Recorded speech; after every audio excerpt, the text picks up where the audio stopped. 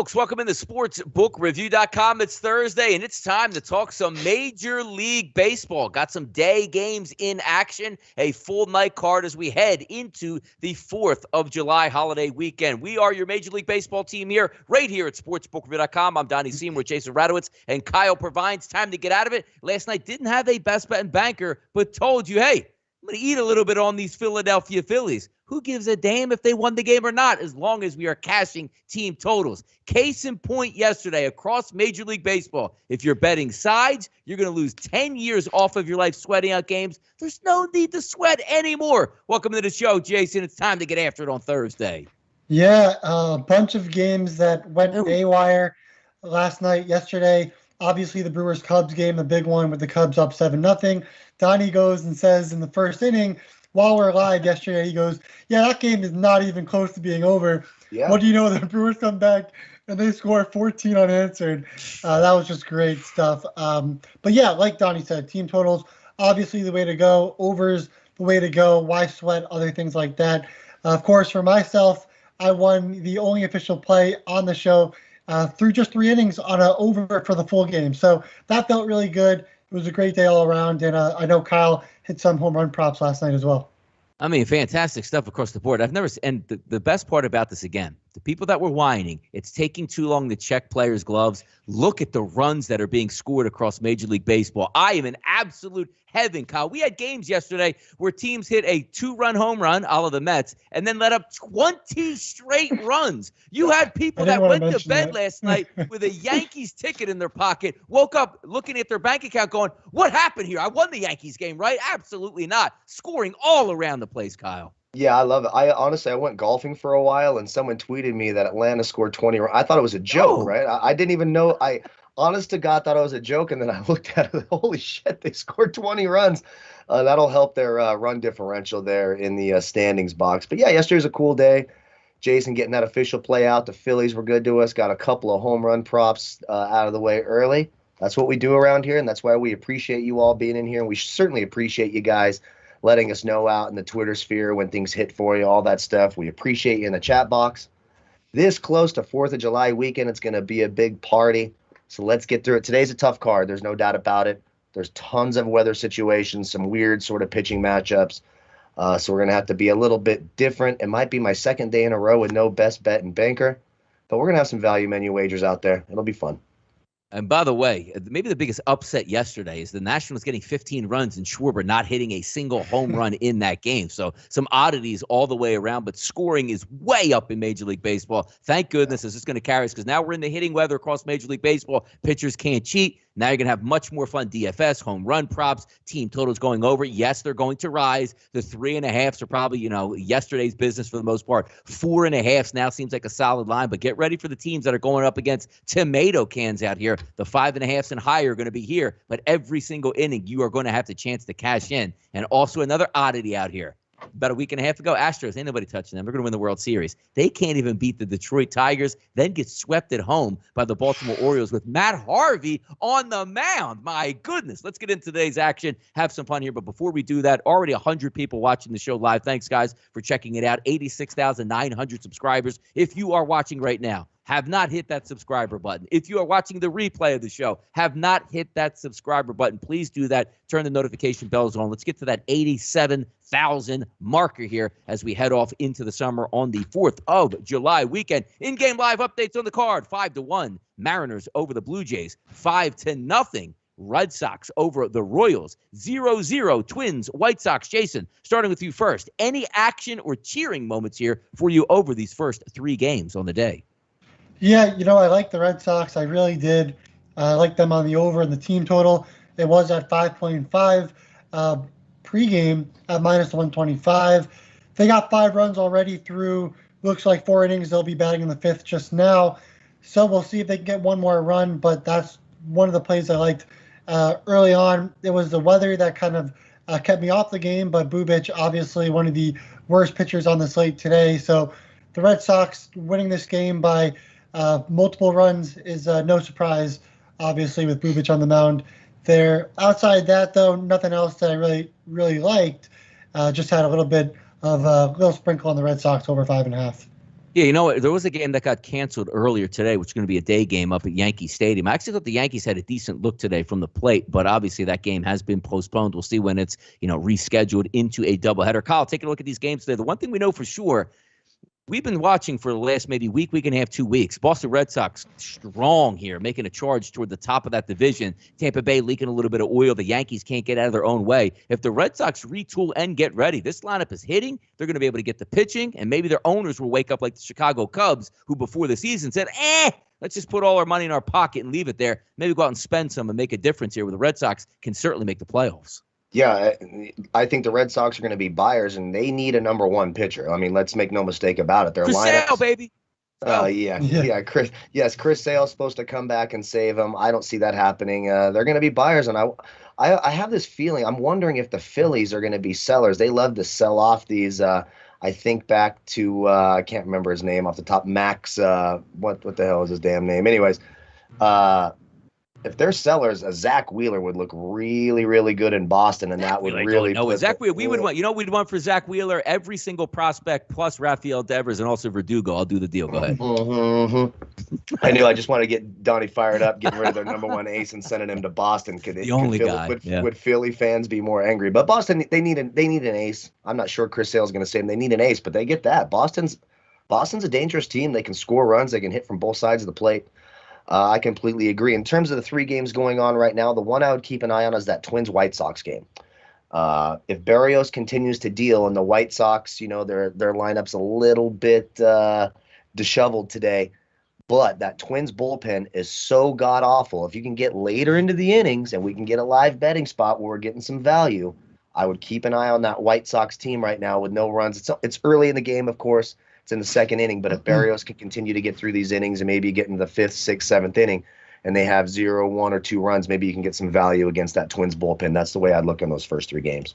Yeah, we'll see how it goes today. I didn't have much of a feel. And then again, if you are an under backer today, not to say the games are going to hit unders, but it's certainly an under card for you, which lets you know about my excitement for this overall card that we're going to be hitting here in just a few moments. So let's get into it, see if we can break down some games, find any added advantages here. 9:23, 9:24. Not the greatest game of the day, but it starts 3:37, so 1 hour exactly from right now. Dunning and Mineo on the mound today. If we take a look at the opening numbers at Pinnacle Offshore, minus 168. If we look at New Jersey, minus 180. Those are numbers towards the Oakland Athletics as a favorite in this one. Now, we do get a day game, but keep in mind, we're used to a lot of hot temperatures during the day out on the West Coast. Kyle, you can certainly see him sweating it up there through a couple of these shows. Only 63 degrees at first pitch out in the Bay Area. Ball might not be traveling. Reason being, an 8 across the board as a total. Jason, let's start with you first on this one. Texas and Oakland today early.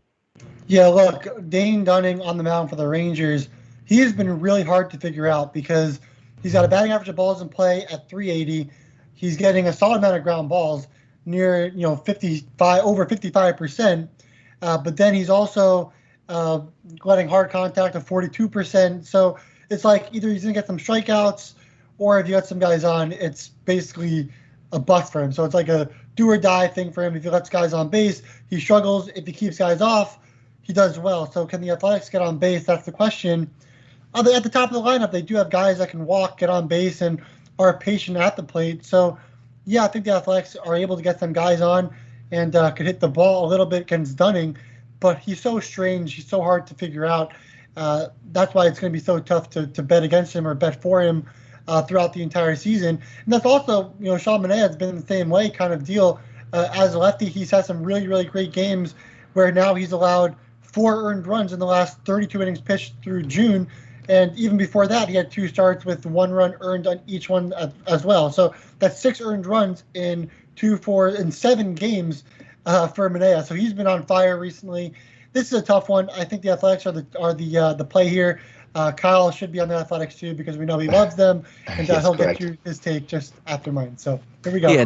Yeah, not a lot of love for me in this game going back and forth either way, but I always lean towards the under, typically out in Oakland, unless you get, some decent hitting conditions where that weather sometimes jumps into the mid-70s during day games here. One of the best pitchers ballpark in baseball. Taking a look, the one thing that you can say, Joey Gallo, red hot, another home run, meaningless home run in the 9th inning, but still adds to his statistics. If you are the Texas Rangers, you should be looking to move him at the deadline. I know there's one team in the Bronx that if you are playing in the Bronx, you should have stacking left-handed batters, and they don't have it. So Joey Gallo to the Yankees makes a lot of sense if we're looking to move them down the road. Give any thoughts on this game, Kyle, between Texas and Oakland? What you got here? Yeah, and look, if Texas wasn't, or if Oakland wasn't in my personal jail with the key swallowed, I would be on the A's. The A's profile so nicely. Dane Dunning was absolutely smashed by the A's the last time he pitched against Oakland. When you look at the 3-year weighted OPS averages here, the advantages of 44, 3, 5, 22, 20, 24, and 23%. Everything was telling me I was this close if I hadn't already put my foot in the sand and said, absolutely not, I will not bet the A's anymore. The team total over 4 minus 130 does make a little bit of sense to me, but it's my distrust in the A's, especially they seem to play down to their competition. The weather out there concerns me a little bit. It is a pitcher's ballpark, so that's what's keeping me away. Manaea is certainly better than Dunning, and the Oakland lineup profile is exponentially better. So if you are going to bet this game, which I am not, so this is good for you guys. I'm not recommending it as an official play. So that's good for you, because anytime the A's are official for me, they stink. But I will say the A's do have a chance of hitting that over 4 team total. It's minus 130. It's juiced a little bit for over 4. I don't really want to take a side here because I don't trust them, but I don't mind them in the first 5 innings. Just for me, a trust issue with Oakland, so I'm off of them. But and Matt Olson home run prop, by the way, makes a whole lot of sense to me as well. Dunning struggles a little bit against lefties, of course. Olson very good against right. He's good against righties and lefties. He's a pretty consistent guy. He's been cold, hasn't had a hit in his last 8 at-bats in the last 2 games. So I would lean the A's here. I don't mind their team total over 4. That's how I would bet it if I'm going to bet this game. And I don't mind a little sprinkle on the Matt Olson home run prop as well. It'll be interesting. Dane Dunning, elevated ERA a little bit, but his peripheral numbers are very good. An 83 xFIP minus, and then you take a look at his xFIP at 3.48. Certainly, you wouldn't picture that from Dane Dunning, but I have him rated as a better pitcher than Sean Manaea on the card today. We'll see how it does play out, and we'll see what happens in that one. Dodgers, Washington, Gonsolin and Corbin, the lefty on the mound, 9.5s across the board, 138s to 145s, depending on where you are shopping at. Now, keep in mind here, as we take a look at Washington, was surfing through social media, Twitter and whatnot, might not be a great-looking lineup today that you're going to get from the Washington Nationals. Already, I believe that Soto was out. We also had a finger injury which caused Turner to leave the game yesterday. So if those 2 guys are out, and hey, maybe this is what we all wanted, Schwarber and nobody else, and that's all you need to win games in Major League Baseball, it might actually play out today, Jason. What are your thoughts on this game between the Dodgers and the Nationals? Yeah, I like the Dodgers here. Obviously, they're going up against the lefties, so that's going to, make people, back off. But, if you look at the lineup, these guys, they can walk a ton. That Dodgers lineup can, and they've got so much power between Muncy, Turner, Taylor. They've got power in that lineup against Corbin there. From the right-handed side and the left-handed side, obviously, Corbin way worse against righties as a left-handed pitcher. But, yeah, the Dodgers lineup looks really good. And if you go to Gonsolin, still, through 4 games, so he hasn't pitched that much. He hasn't looked great. Obviously, Gonsolin hasn't looked great, but he did look a lot better last year, and I still expect more out of him. It's weird stats with him. His xFIP 5.02, then his xERA, his expected ERA, which is like a weighted OBA for pitchers, is a 2.73. So this is difficult for Gonsolin. He doesn't look great, but he's not pitching terribly either. He's kept the home runs down at least for the first 4 innings, and the strikeouts have been pretty high as well. So I would not go up against Gonsolin just yet. I still think he's the better pitcher than what he has shown so far. But I do think Corbin, I think that the Dodgers should be able to score against Corbin here. Corbin, all the games he's allowed multiple runs in June outside of one, which was against the Pirates. In that game, he had 1 earned run, but 8 hits in that game. It was through 8 1/3 innings, almost went a complete game, but he still allowed 8 hits and probably should have allowed more runs in that game per the analytics. So I would go the Dodgers here on the team total. But again, yes, they're facing a lefty, so it's not the best matchup, but they still do look good on paper against the lefty in Corbin. And I do see a couple of people out here, Vitalis, asking, the weather, man, what are the chances the Dodgers and Nats play today? This is twofold here. It's in Washington. So if you're going to tell me Soto's banged up, Turner's banged up, and there's rain, sounds like a perfect rain out to me for the Washington Nationals to keep that momentum moving forward. Kyle, how are you looking at this game tonight between the Dodgers and the Nats? You just took the words right out of my mouth, because they're going to have to decide. Look, it looks like it's going to clear up, and then what the model's saying, again, I'm the deputy, and I appreciate you guys acknowledging that, so it's nothing official from me here. But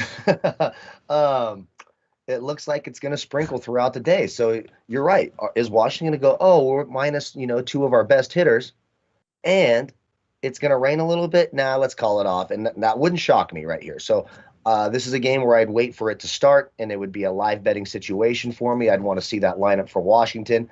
The Dodgers, we don't love them against lefties. Luckily, the lefty they're facing today is Corbin, who absolutely stinks. So there you go. I just jinxed him into his first career no-hitter, most likely.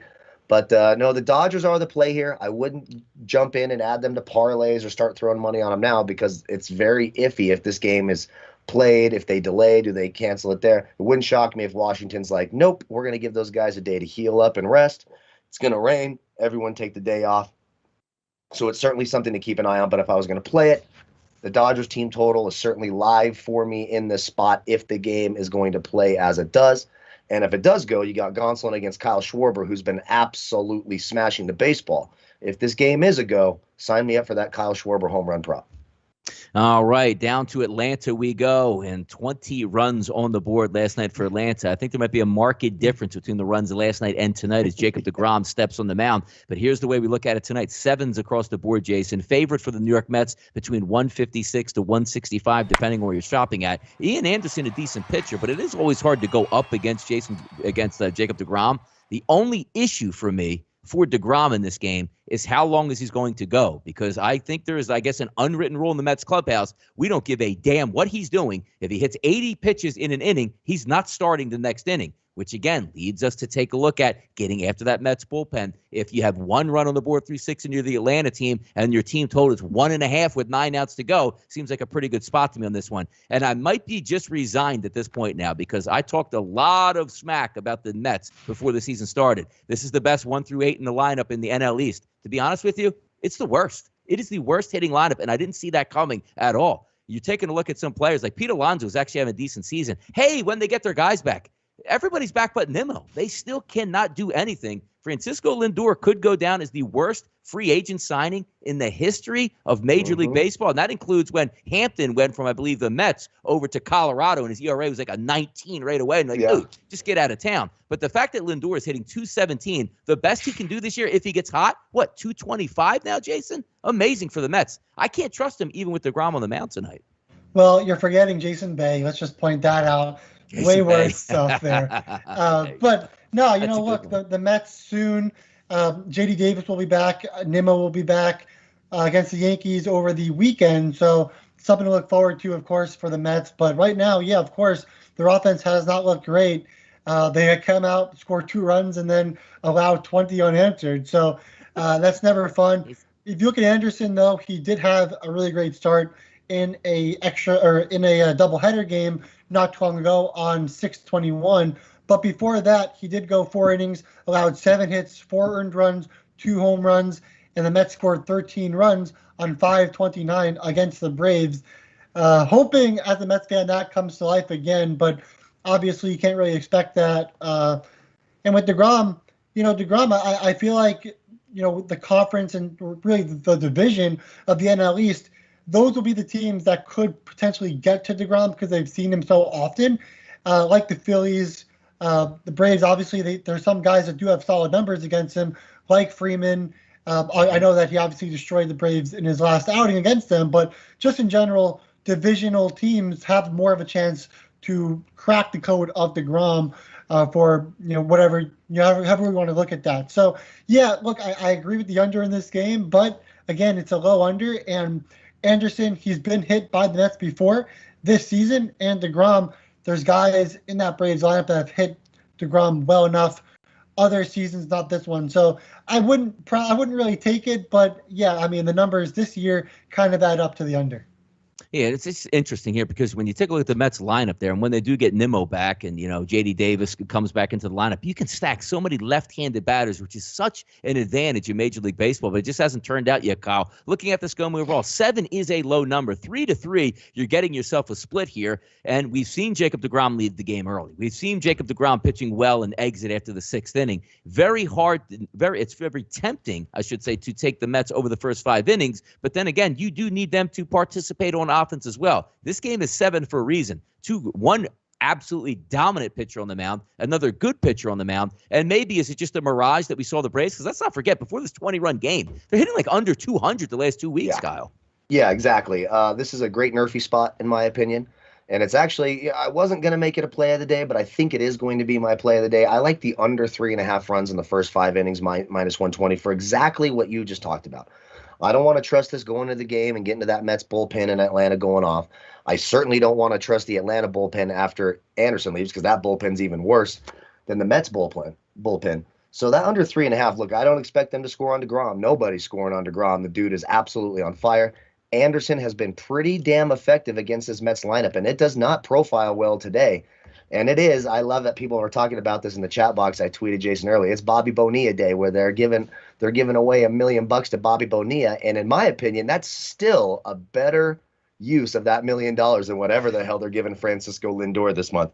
I would much rather just give Bobby Bonilla $1 million at 60 years old than I would ever want to give Francisco Lindor a single penny. That guy is an absolute can. What a joke. What a mental midget, in my opinion. How dare you sign a huge $300 million deal in New York and you come out and you play like a double layer? Send him down. Pay Bobby Bonilla. But it's not very often for me, and it's very rare you're going to hear me say a play of the day on an under. I hate doing that.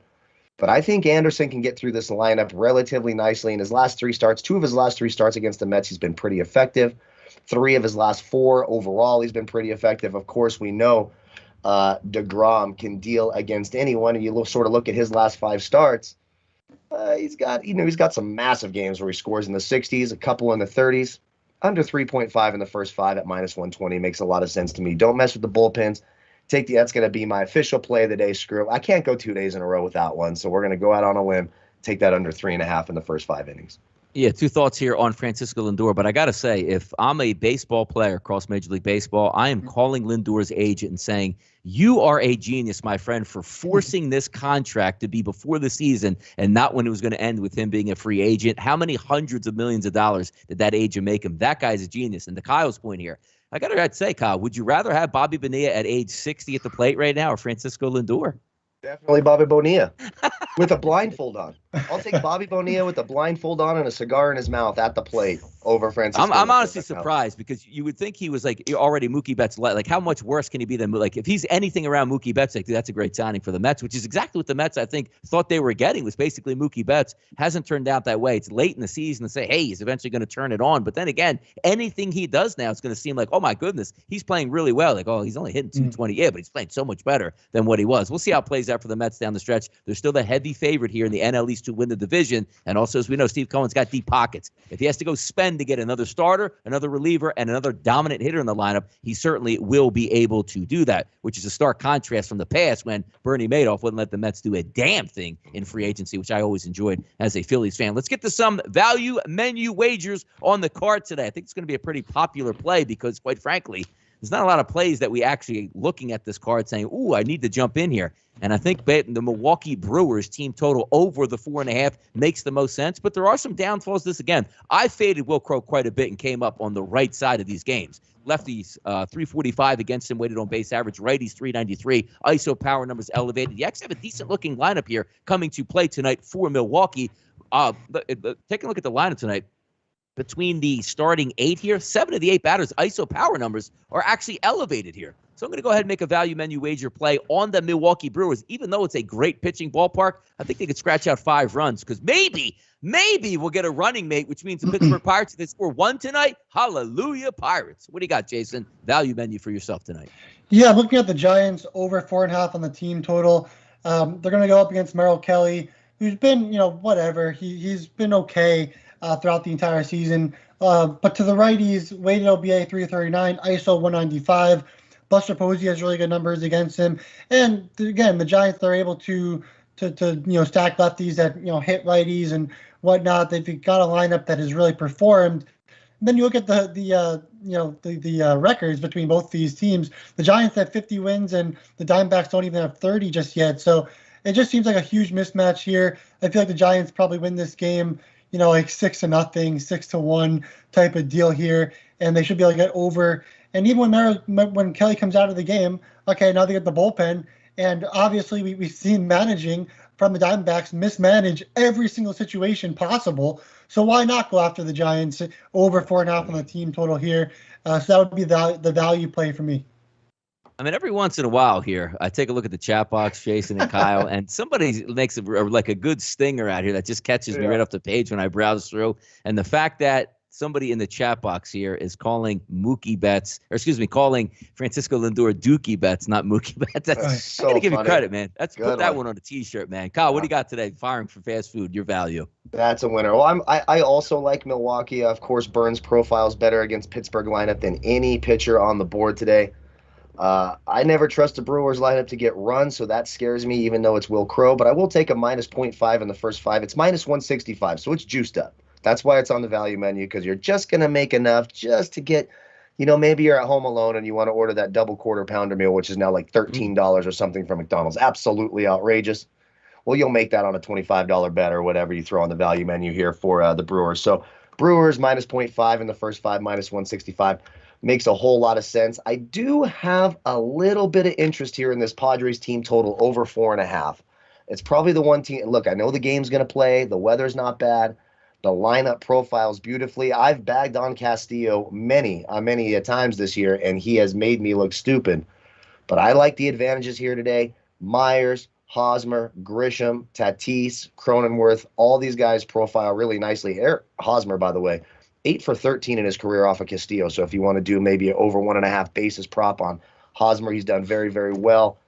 Off of Castillo, the team totals here at 4.5. I believe it's minus 115. If you were looking at a team total today on the value menu, it's minus 110. So that's even better. Padres team total over 4.5, minus 110. Couple home run props. I talked about Schwarber if that game goes on. I also like Adam Duvall today against Aaron Nola. I know that seems a little bit weird. It's the first time I probably ever said his name on this show. 7 for 18 lifetimes, been hitting the hell out of the baseball the last couple of days. 7 for 18, a couple home runs off of Eflin. Sorry, not Nolan.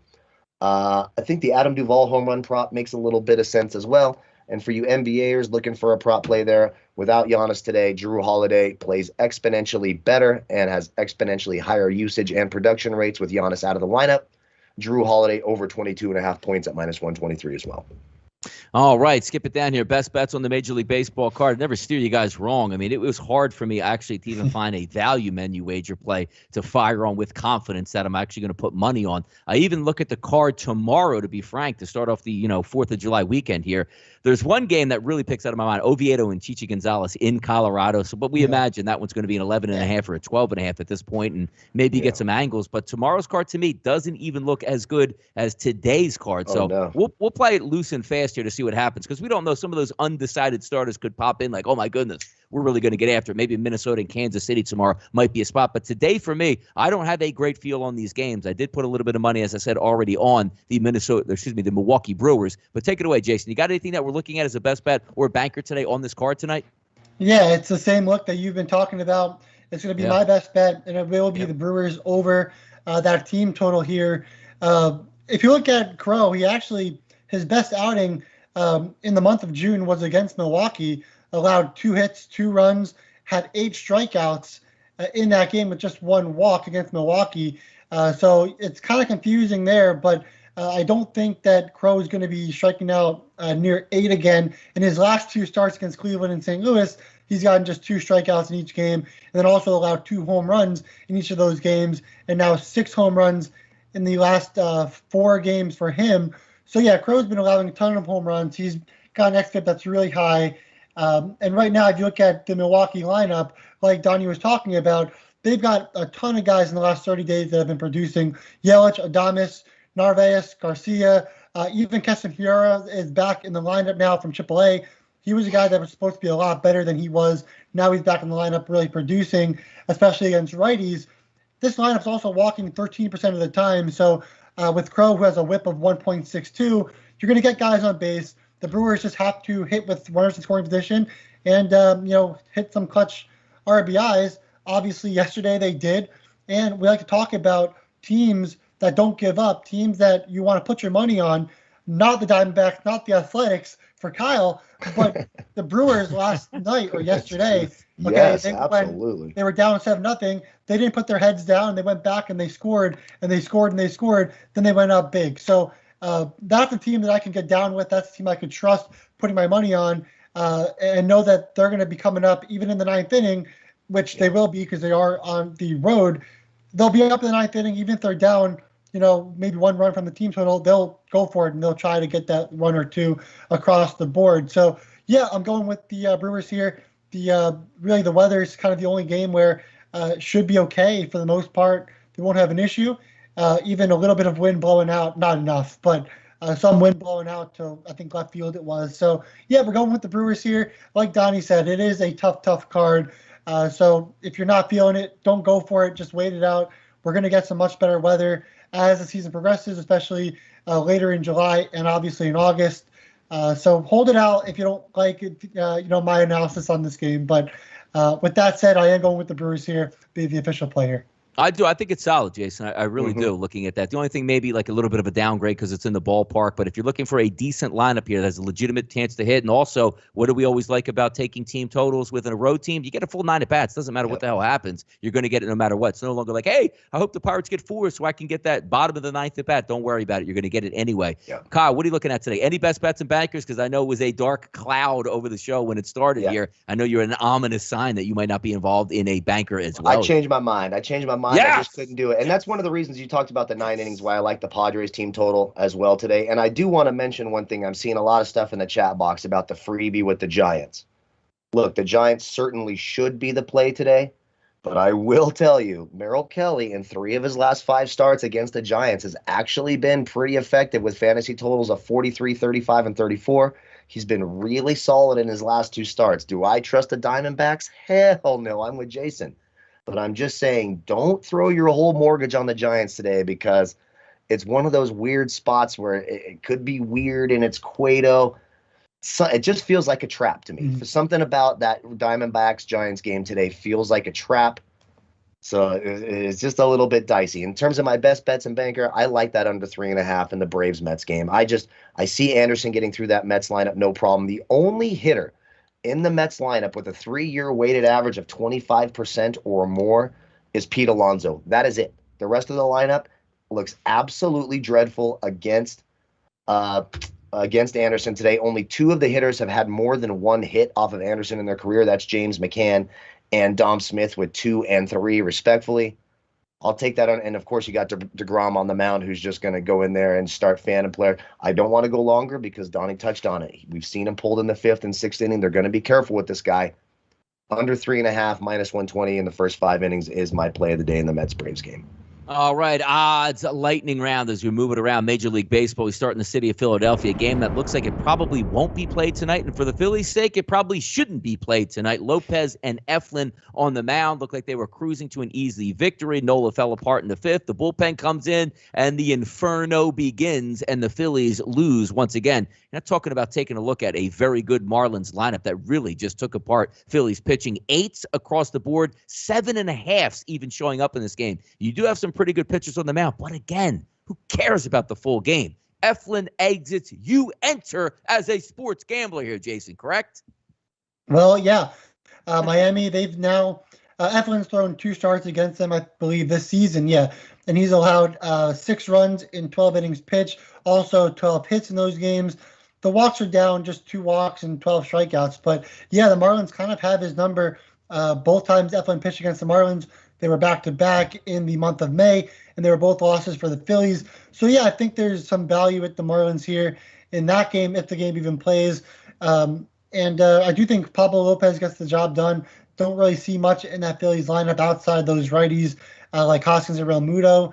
But, those 2 guys are not really going to, I don't believe in them too much in this spot in the first place. So, yeah, to go to the Marlins here, I kind of like the under 4.5 in the first 5, but Lopez would really need to shut it down because Eflin likely allows 2 or 3 runs in the first 5 innings. Can Lopez shut it down to 2 or less, or 1 or less? Yes, he can. So I think the under 4.5 in the first 5 is doable. It's not like the best play, and I think the Marlins are going to be a value here with Lopez on the mound over Eflin.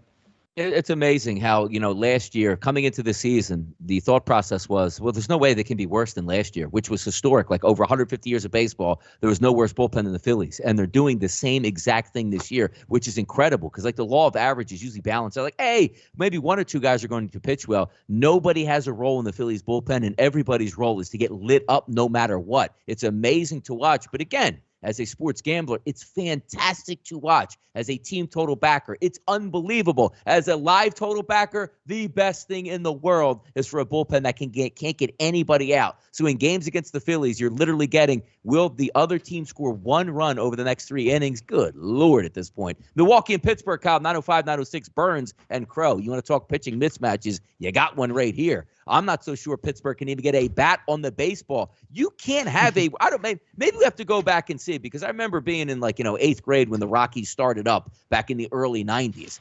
Has there ever been a team that has gone into Denver and shown up that way over a 3-game set? It's almost impossible to do, but the Pittsburgh Pirates did it. Now they come home here. Any shot for the Pirates, Kyle? They just get mowed down tonight again. Well, I expect them to get mowed down, and again, the numbers aren't great. They're juiced heavily in favor of the Brewers. That's why the team total is a fantastic way to go. I also do think they should be able to hit off Crow, while Burns should be able to breeze through those first 5 innings. So if you want to take the Brewers minus 0.5 in the first 5, again, that's on the value menu, but it's at minus 165. That's not a great number, especially when you need them to win by a run in the first 5 innings. It's a tough number to hit, and it's not the most comfortable bet to make. For me, I'm with you guys. I would go with that Brewers team total if I'm going to bet this game. Their profile actually, or their lineup actually does profile pretty nicely when you look at these 3-year advantages here. Nothing major, but 32, 8, 8, 3, 34. Yelich looks pretty good today. I got him in my cheat sheet. I think he's a nice DFS play. I think you can lock in some Brewers tonight for DFS. Makes you nervous. They are on fire. The numbers are juiced. Minus 0.5 in the first 5, or that team total both ways. But for me, no chance I'm touching the Pirates.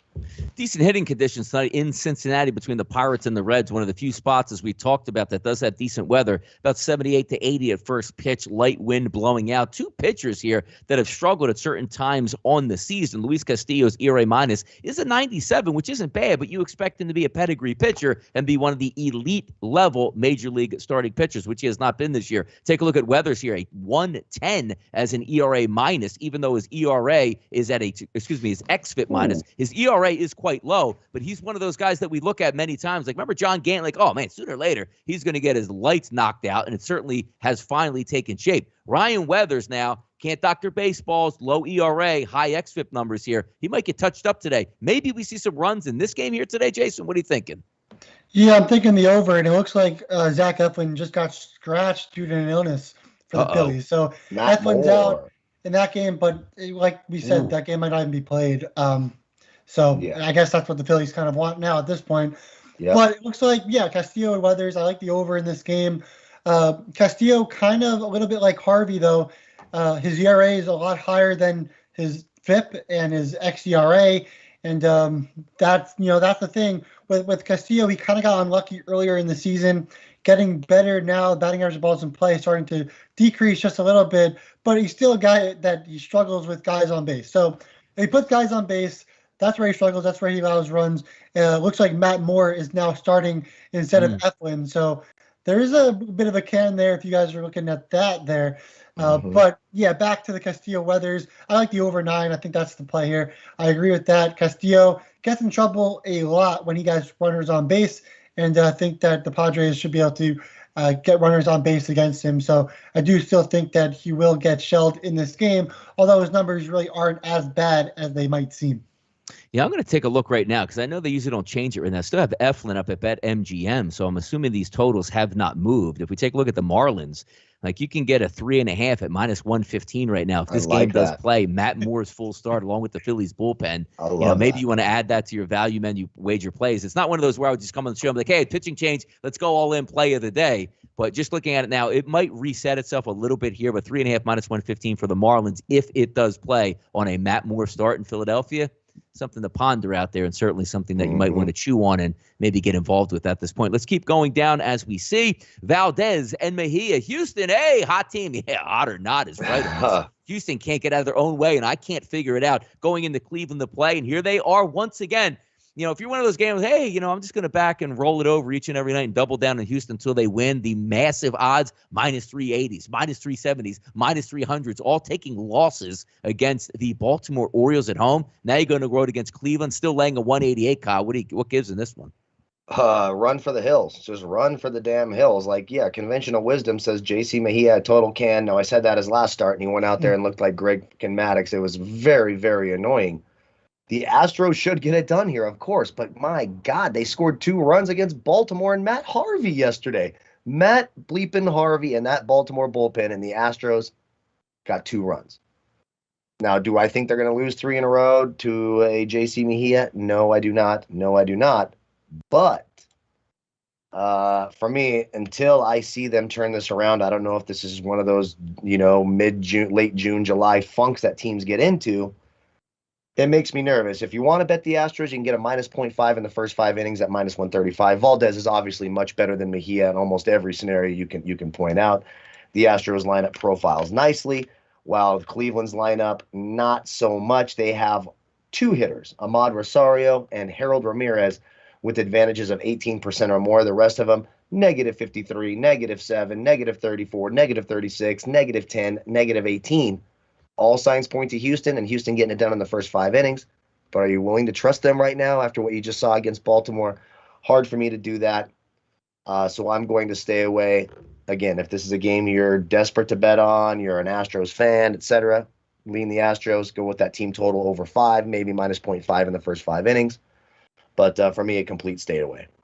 By the way, I don't know if that Phillies-Marlins game is actually going to play, but I couldn't. FanDuel brought it off the board. BetMGM left it up, so I took a little piece of that Marlins total of 3.5 at minus 115. I feel like I have to. And also keep in mind, when you're using different books out there, we don't get paid by any certain books here. We're just going to look for each book and see what some of the added advantages are. There's a lot of rain in the forecast in Philadelphia. Maybe it gets to 6 innings and it's official game, where some books on a team total say, you don't get it, win or lose at this point. Let's just say the Marlins put up 4 runs over the first 3 innings, and it gets rained out in the bottom of the 3rd inning. You still cash that ticket. So keep those looks around there. You can't lose almost. So I did take a little piece of that 3.5 Marlins at minus 115. We'll see. I do. It's something that comes up right in the show. Yep. Yeah.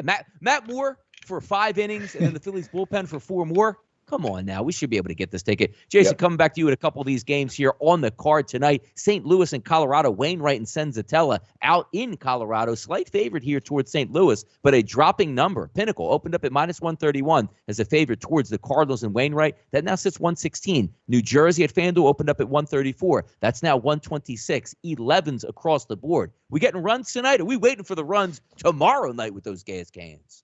You might get runs today. I do think the Cardinals are going to be able to score 6 runs, but you'd be crazy to bet it because the Cardinals offense has been real shaky all of June and probably will be in July as well.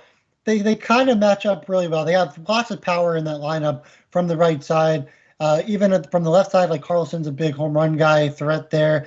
There's a lot of home run potential in that lineup. So I do think the Cardinals should be able to score 6 runs, but would I bet a 5.5 right now on the Cardinals? Absolutely not. Even Donnie kind of saw that the other day against the Pirates, that they couldn't, figure it out towards the end of their game in that one. So it's tough for me to bet the Cardinals here, but I do think that they match up well enough. And I think Wainwright hasn't been great against the Rockies. I'm not sure if Kyle has those numbers, but I don't think Wainwright's been the best against the Rockies in his career. So it's something to look at as well there, but I'm not going to touch this one. No, until another home run left the yard up there in Boston, man. Warm weather, tiny ballpark, 12-0 Boston here in the 6th inning over the Kansas City Royals. They are doing damage, and one of those teams to keep an eye out for in the AL East to see if they do add on or tack on at the trade deadline. One more game that we're going to talk about today, Cueto versus Kelly. Quickly here on this one, Kyle, 140, 148 across the board, 9s as a total. It does look like a mismatch at this time, but then again, it's Cueto. Sometimes you get what you get. Sometimes you don't get what you think you're going to get here.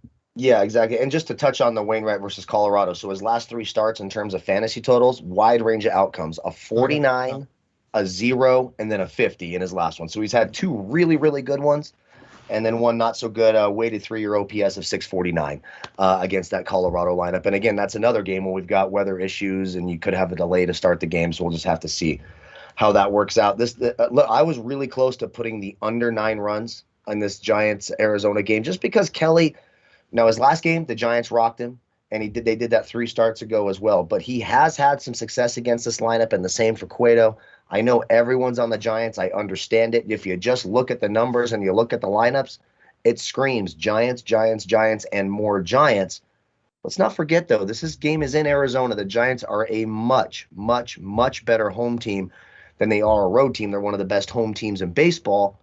It just feels like a trap to me. I stayed away. I don't mind the under 9 for the whole game. I could see this being a 3-2, 4-3 type game. Both pitchers have had success against the opposing lineups. In fact, if you looked at the 3-year weighted OPS of Kelly against this projected lineup for the Giants, it's .696. That's not that bad. When you look at Cueto, it's 781. So Kelly actually profiles, unbelievably enough, a little bit better. Cueto's last 5 starts against Arizona, 46, 58, 39, 32. And then an 18. The under 9 here would be where I would go. I'm staying away from a side. It just feels like a trap. I'm sorry if the Giants come out and stomp them tonight and I talk to you off the Giants, I apologize. But for me, I just have a sick feeling in my stomach. So I'm staying the hell away from it unless I'm taking the under in the game. Yeah, I hear you on that one. But that'll do it today for the card. We're going to clear the bases and get on out of here and start prepping our cards for on Friday, going over the plays that we have today and value menu plays. I guess technically I have 2 now since I took a piece of the Marlins at 3.5 as a team total -115. Also on the Milwaukee Brewers team total at 4.5. 2 road teams, 9 at bats full each time. And I got to say, even with Pablo Lopez, who's been a pretty good pitcher, you do have a decent lineup in tonight for the Phillies. Herrera, Realmuto, Harper, McCutchen, Hoskins, Bohm, Maton, and Torreyes. I don't know if you want to go full game on that one because, again, keep in mind, I don't know if this game is actually even going to start tonight. But if it does, I'm seeming to think that the Marlins can score some runs in this one. Jason, what do you have? Best bet bankers and also value on your card tonight. Yeah, I guess I have to talk you guys back onto the Giants here, over 4.5 on the team total. If you look at the numbers, though, really the Giants have already done well against Kelly this season, like Kyle already said. It looks like on the road, 6 innings for Kelly, 5 hits, 2 runs in that game, and then also the Giants scored 5 runs in that game. Would have catched that team total ticket. Also on 6/16. The game was a 13-7 game, so there were 20 runs in that game. Not sure what the weather was there, but it was in San Francisco, though. 3 innings, 4 hits, 4 runs, 3 walks, just 4 strikeouts, and 1 ground ball in that game with a home run as well. Also, the last 63 at-bats, the Giants have 19 hits, 7 extra base hits, 2 home runs. They're hitting .302 with just 11 strikeouts there with an OPS of 847 in the last 63 at-bats for the ball club against Kelly. So there's both sides there. You got to do what you want to do. Obviously, Kelly has not been a terrible pitcher, but does still have a 4.73 ERA, so that kind of tells you enough there.